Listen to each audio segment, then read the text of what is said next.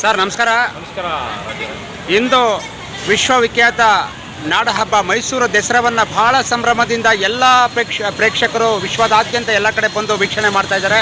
ಹಾಗಾಗಿ ನಮ್ಮ ಚಾಮರಾಜನಗರ ಜಿಲ್ಲೆ ನಮಗೆ ಹೆಮ್ಮೆ.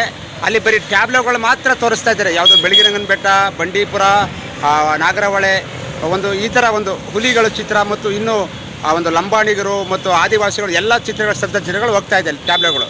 ಹಾಗಾಗಿ ಕಳೆದ 2022ರಲ್ಲಿ ನಡೆದಂತಹ ಗ್ರಾಮೀಣ ದಸರಾ ನಮ್ಮ ಭಾಗಕ್ಕೆ ಇಲ್ಲ ಸರ್. ಏನು ಹೇಳೋಕ್ಕೆ ಇಷ್ಟಪಡ್ತೀರಿ ಸರ್?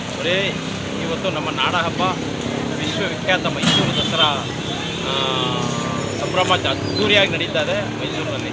ಅದರಲ್ಲಿ ಎರಡು ಮಾತಿಲ್ಲ. ದೀಪಾಲಂಕಾರ ನೋಡೋಕ್ಕೆ ಎರಡು ಕಣ್ಣು ಸಾಲದು. ಆ ರೀತಿ ಲಕ್ಷಾಂತರ ಜನ ಸೇರುವಂಥ ಇಡೀ ಜಗತ್ತಿಗೆ ತೋರಿಸ್ತಕ್ಕಂಥದ್ದು ಒಂದು ಹಬ್ಬ ಯಾವುದಾದ್ರೆ ನಮ್ಮ ನಾಡ ಹಬ್ಬ ಮೈಸೂರು ದಸರಾ ಹಬ್ಬ. ನಮ್ಮ ಜಿಲ್ಲೆಯ ಸಂಬಂಧಪಟ್ಟಂಗೆ ಅಲ್ಲಿ ಟ್ಯಾಬ್ಲೋಗಳು, ಶಬ್ದಚಿತ್ರಗಳು ತೋರಿಸ್ತಾ ಇದ್ದಾರೆ. ನಿಜಕ್ಕೂ ಭಾಳ ಹೆಮ್ಮೆ ಅನಿಸುತ್ತೆ. ನಮ್ಮ ಜಿಲ್ಲೆ ನಮಗೆ ಹೆಮ್ಮೆ, ನಮ್ಮ ಗುಂಡ್ಲುಪೇಟೆ ನಮಗೆ ಹೆಮ್ಮೆ. ಗುಂಡ್ಲುಪೇಟೆ ಅಂದರೆ ಹುಲಿಗಳ ನಾಡು. ಶಬ್ದಚಿತ್ರಗಳು ನಮ್ಮ ಹಿಮ್ಮತ್ ಗೋಪಾಲ ಸ್ವಾಮಿ ಬೆಟ್ಟ, ಬೆಳಗಿರಂಗನ ಬೆಟ್ಟ, ಬಂಡೀಪುರ ಇಂಥದ್ದೆಲ್ಲ ಶಬ್ದಚಿತ್ರಗಳು ತೋರಿಸ್ತಾ ಇದ್ದಾರೆ. ಭಾಳ ನಿಜಕ್ಕೂ ಖುಷಿ ಆಗ್ತಾಯಿದೆ.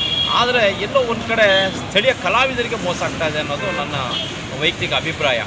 ನಮ್ಮ 2022ನೇ ಇಸ್ವಿನಲ್ಲಿ ನಮ್ಮ ಗುಂಡ್ಲುಪೇಟೆಯಲ್ಲೂ ಕೂಡ ಗ್ರಾಮೀಣ ದಸರಾ ನಡೀತು, ಚಾಮರಾಜನಗರ ಜಿಲ್ಲೆ ಕೂಡ ದಸರಾ ನಡೀತು. ಆ ಸಂದರ್ಭದಲ್ಲಿ ಸ್ಥಳೀಯ ಕಲಾವಿದರಿಗೆ ಎಲ್ಲೋ ಒಂದು ಕಡೆ ಅವರು ಒಂದು ಅವಕಾಶ ಆಗ್ತಿತ್ತು. ಈಗ ಏನಿದೆ, ಅವಕಾಶದಿಂದ ವಂಚಿತರಾಗಿದ್ದಾರೆ ಅವರು. ಅವ್ರಿಗೆಲ್ಲೋ ಒಂದು ಕಡೆ ಅನ್ಯಾಯ ಆಗ್ತಾ ಇದೆ. ಹಾಗಾಗಿ ಮುಂದಿನ ವರ್ಷ ನಮ್ಮ ಜಿಲ್ಲೆಯಲ್ಲಿ ಮೈಸೂರು ದಸರಾ ಮಾಡಲಿ, ಇಲ್ಲಿ ನಮ್ಮ ಗ್ರಾಮೀಣ ದಸರಾ ಕೂಡ ಮಾಡಿದಾಗ ನೋಡಿ. ಈಗ 2022ನೇ ಇಸ್ವಿಲಿ ದೀಪಾಲಂಕಾರ ಗುಂಡ್ಲುಪೇಟೆ ಪಟ್ಟಣದಲ್ಲಿ ದಸರಾ ಸಂಬಂಧಪಟ್ಟಕ್ಕೆ ದೀಪಾಲಂಕಾರ ಮಾಡಿದರು. ಎಷ್ಟು ಅದ್ಭುತವಾಗಿತ್ತು ಗೊತ್ತಾ. ಆ ರೀತಿ ನಮಗೊಂದು ಆಸೆ. ಈಗ ಮೈಸೂರಿಗೆ ನಾವು ಎಲ್ಲೋ ಒಂದು ಕಡೆ ದೇಶ ವಿದೇಶಗಳಿಂದೆಲ್ಲ ಮೈಸೂರಿಗೆ ಬರ್ತಾ ಇದ್ದಾರೆ. ಇರೋರು ಹೋಗ್ತಾರೆ, ಇಲ್ಲದವ್ರು ಏನು ಮಾಡ್ತಾರೆ, ಇಲ್ಲೇ ನಮ್ಮ ಗ್ರಾಮೀಣ ದಸರಾ ನಡೆದಾಗ ಇಲ್ಲೇ ನಮ್ಮ ದಸರಾ ಅಂತ ಹೆಮ್ಮೆಯಿಂದ ಖುಷಿಪಟ್ಟು ಸಂತೋಷ ಪಡುವಂಥದ್ದು ಒಂದು ಸಂಭ್ರಮ. ಅದು ಎಲ್ಲರಿಗೂ ಅವಕಾಶ ಸಿಗಬೇಕು. ಸ್ಥಳೀಯ ಕಲಾವಿದರಿಗೆ ಅವಕಾಶ ಮಾಡಿಕೊಡ್ಬೇಕು ಮುಂದಿನ ದಿನಗಳಲ್ಲಿ ಸರ್ಕಾರ. ಹಾಗೆಯೇ ಏನು ಮೈಸೂರು ದಸರಾಗೆ ವೀಕ್ಷಣೆಗೆ ದೀಪಾಲಂಕಾರ ನೋಡೋಕ್ಕೆ ನಮ್ಮ ಜಿಲ್ಲೆ ಎಲ್ಲೋ ಕರ್ನಾಟಕ ರಾಜ್ಯಾದ್ಯಂತ ಮೂಲೆಗಳಿಂದ ಹೋಗ್ತಾರೆ. ಈಗ ನೋಡಿ, ಮೊನ್ನೆ ತನಕ ದೀಪಾಲಂಕಾರ ನೋಡೋಕೆ ಹೋಗಿ ನಮ್ಮ ಗುಂಡ್ಲುಪೇಟೆ ಪಟ್ಟಣದಲ್ಲಿ ಬದ್ದೇಶ್ವರ ಶಾಲೆ ಪಕ್ಕದಲ್ಲಿ ಒಂದು ಕಳ್ಳತನವಾಗಿದೆ. ದಯಮಾಡಿ ಎಲ್ಲರಲ್ಲೂ ನಾವು ಮನವಿ ಮಾಡ್ಕೊಳ್ತೇವೆ. ನೀವು ಏನಾದರೂ ದಸರಾಗೆ ಇಲ್ಲ ಎಲ್ಲೋ ಒಂದು ಕಡೆ ಇಂಥ ಒಂದು ಸಂದರ್ಭದಲ್ಲಿ ಮನೆ ಬಿಟ್ಟು ಹೋದಾಗ ಮನೇಲಿ ಯಾರಾದರೂ ಒಬ್ಬರು ಇರಬೇಕು. ಒಬ್ಬರನ್ನ ಯಾರೋ ಇರಿಸ್ಬಿಟ್ಟು ಹೋಗಿ, ಇಲ್ಲವಾದಲ್ಲಿ ಸ್ಥಳೀಯ ಆರಕ್ಷಕ ಠಾಣೆಗಳಿಗೆ ಒಂದು ಮಾಹಿತಿ ನೀಡಿಬಿಟ್ಟು ಹೋದಾಗ ನಿಮ್ಮ ಮನೆಯನ್ನು ಸುರಕ್ಷಿತವಾಗಿರ್ತದಂಥ ಈ ಸಂದರ್ಭದಲ್ಲಿ ನಾನು ಎಲ್ಲರಲ್ಲೂ ಮನವಿ ಕೂಡ ಮಾಡ್ಕೊಂಡು ದಸರಾ ಹಬ್ಬದ ಶುಭಾಶಯಗಳು ತಿಳಿಸ್ತೀನಿ.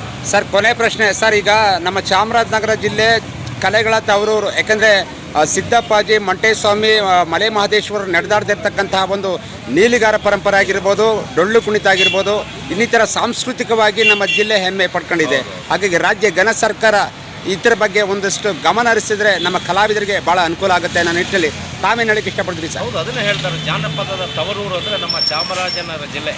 ಹೇಳಿ ಕೇಳಿ ಅಣ್ಣ ಅವರು ಜನಿಸಿದ ಅಣ್ಣವರು ಅಂದರೆ ಡಾಕ್ಟರ್ ರಾಜ್ಕುಮಾರ್ ಅವರು ಜನಿಸಿದ ಒಂದು ಜಿಲ್ಲೆ ಅಂದರೆ ನಮ್ಮ ಗಾಜನೂರು.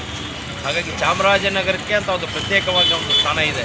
ಆಮೇಲೆ ಜಯಚಾಮರಾಜ ಒಡೆಯರು ಇದ್ದಂತಹ ಚಾಮರಾಜನಗರ ಜಿಲ್ಲೆಯಲ್ಲಿ ದಸರಾ ನಡೆದಾಗ ಸ್ಥಳೀಯ ಕಲಾವಿದರಿಗೆ ಒಂದು ಅವಕಾಶ ಆಗ್ತದೆ. ಎಲ್ಲರೂ ಒಂದು ಆಸೆ ಆಕಾಂಕ್ಷೆ ಇರ್ತಾರೆ. ಈಗ ನಮಗೆ 2022ನೇ ಇಸ್ವಿಲಿ ನಮ್ಮ ಗ್ರಾಮೀಣ ದಸರಾ ನೋಡ್ಕೊಂಡು ಬಹಳ ಸಂತೋಷ ಆಯಿತು.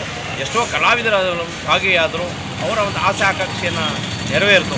ಈ ಕಳೆದ ವರ್ಷ ಮತ್ತು ಈ ವರ್ಷ ದಸರಾ ಮಾಡದೇ ಇರತಕ್ಕಂಥದ್ದು ನಿಜಕ್ಕೂ ಭಾಳ ಎಲ್ಲೋ ಒಂದು ಕಡೆ ಸ್ಥಳೀಯ ಕಲಾವಿದರಿಗೆ ಅನ್ಯಾಯವಾಗ್ತಾ ಇದೆ.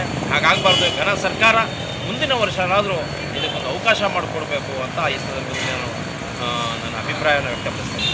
ಧನ್ಯವಾದಗಳು ಸರ್. ನಮಸ್ಕಾರ. ಧನ್ಯವಾದ. ತಮಗೂ ಕೂಡ ಧನ್ಯವಾದ.